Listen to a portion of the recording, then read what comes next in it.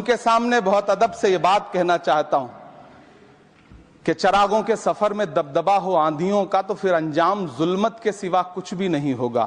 ये दुनिया नफरतों के आखिरी स्टेज पर है, इलाज इसका मोहब्बत के सिवा कुछ भी नहीं होगा। अभी तक बहुत सारे बिल आए, बहुत सारे कानून आए, जैसे कि सीए आया था, एनआरसी आया था, कृषि कानून भी आया था।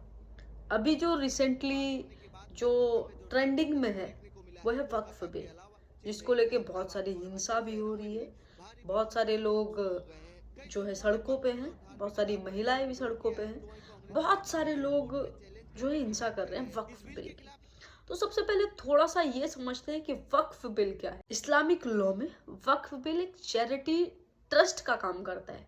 जैसे सपोज दैट, एक एग्जांपल मैं आपको देती हूँ। अपने जीवन में बहुत सारी संपत्ति इकट्ठी और मैं वक्फ या चैरिटेबल करना चाहती हूँ, तो मैं वो वक्फ को करूंगी, या किसी एक रिलीजन पर्पस के तौर पर। एक बार जब आपने अपनी संपत्ति को वक्फ कर दिया तो फिर उसके मालिक आप नहीं है, उसके मालिक वो मैनेजर हो जाएगा से आपने वक्फ की है अपनी प्रॉपर्टी को, तो उसके मालिक फिर आप नहीं रह जाएंगे। लेकिन जिस पर्पस के लिए आपने वक्फ की, सपोज दैट आपने किसी मस्जिद बनवाने के लिए वक्फ की, या किसी मदरसे के लिए की, या किसी कब्रिस्तान के लिए की, या किसी कृषि के लिए की, खेती बाड़ी करने के लिए की, तो आप उसी पर्पस के लिए, आपकी जो वक्फ है, आपकी जो प्रॉपर्टी है, उसी पर्पस के लिए यूज होगी। उसको जो भी मैनेजर उसको संभालता है, उसको वो चेंज नहीं कर सकता है।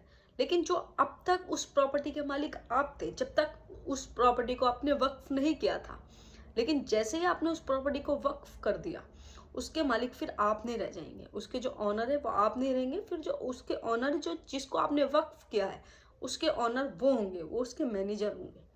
तो ये है वक्फ। ये प्रथा आज से नहीं, ये प्रथा बहुत सालों से चली आ रही है।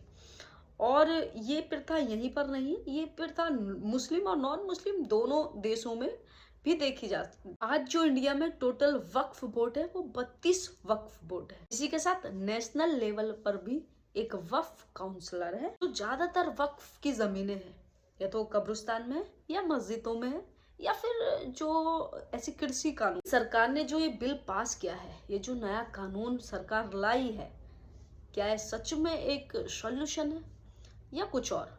लेकिन विपक्ष का तो यही कहना है।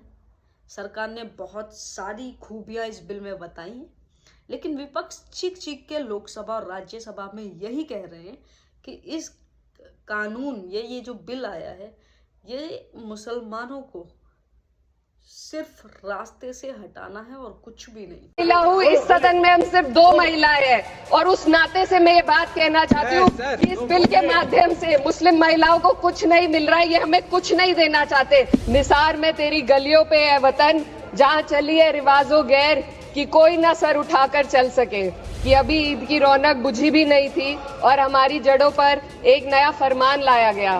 पहले उत्तर प्रदेश में मुसलमानों को नमाज पढ़ने पर रोक लगाई और फिर सौगात में ये बिल लाया गया। सन 1947 में दिल्ली की जामा मस्जिद की तारीखी सीढ़ियों पर खड़े होकर के भारत रत्न मौलाना अबुल कलाम आजाद साहब ने कहा था कि मुसलमानों कहां जा रहे हो, यह है तुम्हारा मुल्क, यहां तुम्हारे आबाओ अजदाद की कब्रें हैं। उस वक्त मौलाना आजाद की ये सदाएं सुन करके लोगों ने अपने सरों की गठरियां उतार करके रख दी थी। आज उसी दिल्ली में मौजूद देश की संसद में एक बिल आया है जो हमसे उसी जामा मस्जिद की सीढ़ियों के सबूत मांगेगा, जो उन्हीं सीढ़ियों के पास अपनी कब्र में सोए हुए मौलाना आजाद को फिर से कब्र से सदा देनी पड़ेगी कि ये जो कब्र है वो मेरी कब्र है, ये किसी सरकार की जागीर नहीं है। भाजपा ने पूरे देश में वक्फ के नाम पर कई सारे झूठ फैलाए हैं। आइए आज उनकी सच्चाई पर बात करते हैं। वक्फ ट्रिब्यूनल को ऐसे बताया जाता है जैसे वक्फ ट्रिब्यूनल कोई मजहबी खाप पंचायत हो। सभापति महोदय, जबकि सच्चाई यह है कि वक्फ ट्रिब्यूनल भी तो सरकारी न्यायिक विभाग है, जिसमें सरकार द्वारा नियुक्त जज होते हैं, जिसमें प्रशासनिक अधिकारी होते हैं, कहीं ऊपर से थोड़ी आ गए। सभापति महोदय, देश के गृह मंत्री जी ने इसी सदन में कहा कि वक्फ ट्रिब्यूनल के फैसले के खिलाफ कोई कोर्ट नहीं जा सकता।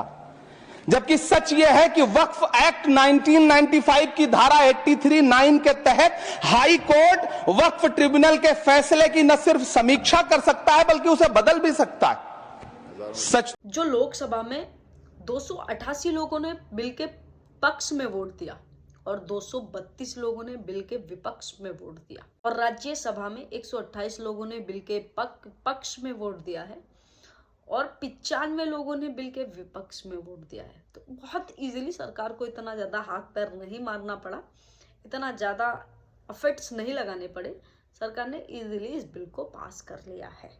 अब बिल पास हो ही गया है, सब कुछ हो गया है, इजीली सरकार ने इसको पास कर दिया हैं आप। सभापति महोदय अशफाकुल्लाह खान जब फैजाबाद की जेल में फांसी के फंदे पर झूल रहे थे तो इसी देश की जमीन के लिए झूल रहे थे ना।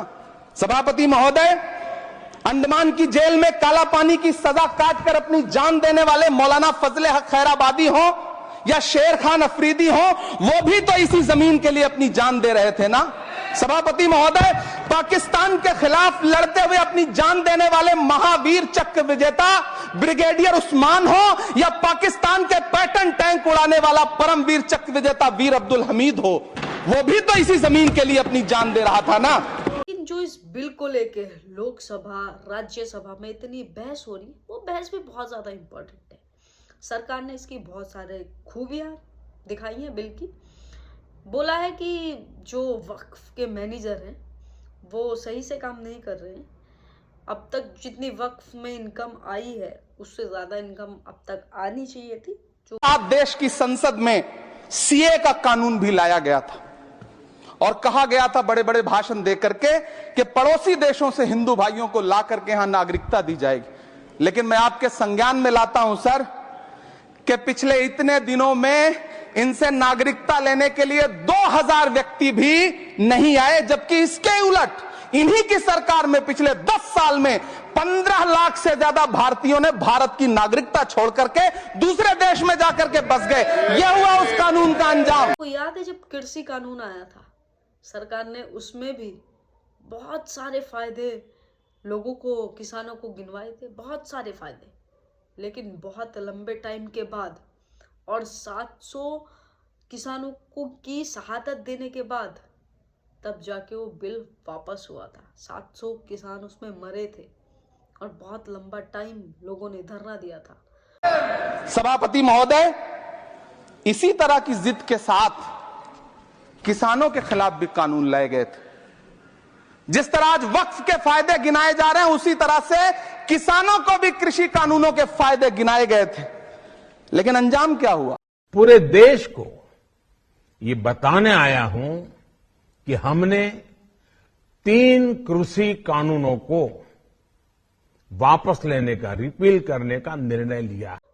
तो अब भी मैं यही कहना चाहूंगी, ये मुसलमानों के पास जो हक है ना वो छीनने वाला है, छीनने वाला नहीं है, छीन चुका है। क्योंकि अब तक जिस प्रॉपर्टी का हक तुम्हारे पास या हमारे पास था, अब उस प्रॉपर्टी को मैनेज करने का हक सिर्फ गवर्नमेंट के पास होगा।